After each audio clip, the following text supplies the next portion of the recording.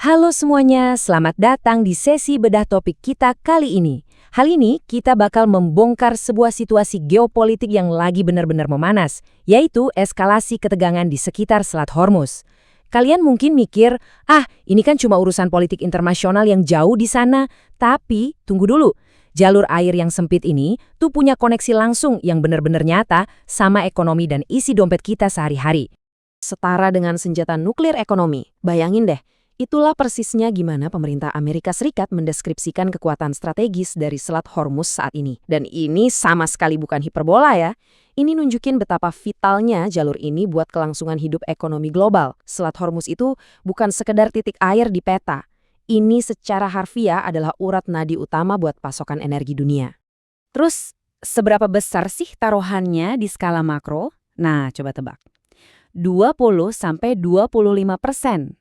Di jalanan Teheran, pemerintah mereka bahkan terang-terangan memamerkan ini di papan reklame raksasa, membanggakan kemampuan mereka buat ibaratnya menyandera persentase suplai energi dunia tersebut.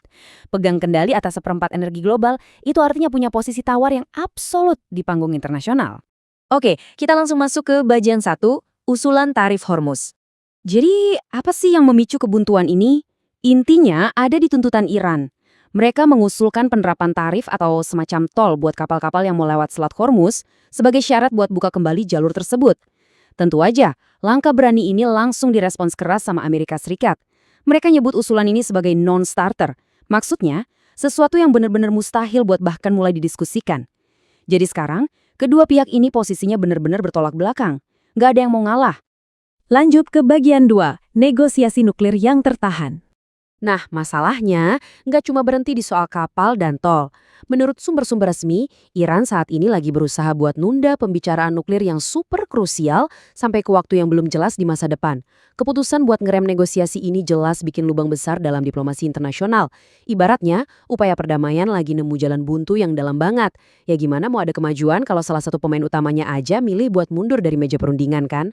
Kenapa sih negosiasi ini esensial banget buat kita perhatiin? Coba dengerin peringatan keras dari Menteri Luar Negeri Amerika Serikat Marco Rubio.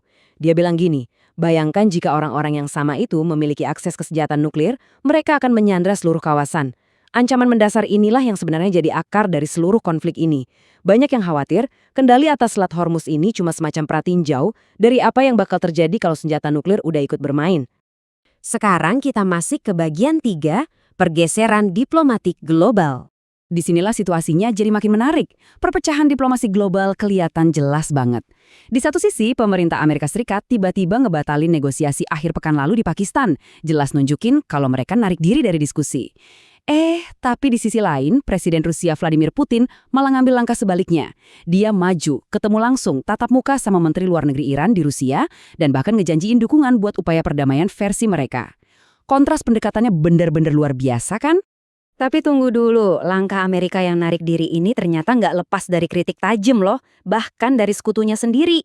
Kanselir Jerman, Friedrich Merz, bikin perbandingan yang sangat spesifik dan berbobot. Dia bilang, masalahnya adalah Anda tidak hanya harus masuk, Anda juga harus bisa keluar lagi. Kutipan ini secara langsung nyamain situasi sekarang sama tantangan evakuasi yang super rumit dan berlarut-larut kayak yang pernah terjadi di Irak dan Afghanistan. Malahan, Kanselir Merz nggak berhenti sampai di situ. Dia secara blak-blakan berpendapat kalau Amerika Serikat saat ini tuh nggak punya strategi yang jelas. Dia nyebut AS sedang, kasarnya, dipermalukan oleh kepemimpinan negara Iran di panggung dunia. Wow, ini kritik yang sangat keras dari sekutu utama di Eropa, yang nunjukin gimana dunia luar ngelihat krisis ini, dan bikin orang mulai ragu sama efektivitas kebijakan luar negeri AS sekarang. Oke. Akhirnya, kita sampai di bagian 4, dan ini yang paling relevan buat kita semua, rasa sakit di pom bensin. Disinilah cerita geopolitik makro tadi langsung menghantam keseharian kita. Berdasarkan data dari GasBuddy, harga rata-rata 1 galon bahan bakar biasa sekarang udah nyentuh angka $4.60. Ini bukan fluktuasi pasar yang normal, teman-teman. Ini adalah konsekuensi langsung dari ketegangan di Selat Hormuz yang pelan-pelan nguras isi dompet konsumen setiap hari. Yang bikin geleng-geleng kepala itu seberapa cepat perubahannya terjadi. Bayangin aja, naik 12 sen cuma dalam waktu semalam. Begitu pasar energi ngerespons ancaman pemblokiran tarif dan negosiasi yang mandek, harga langsung melonjak seketika tanpa ada aba-aba. Bener-bener bikin kaget kan?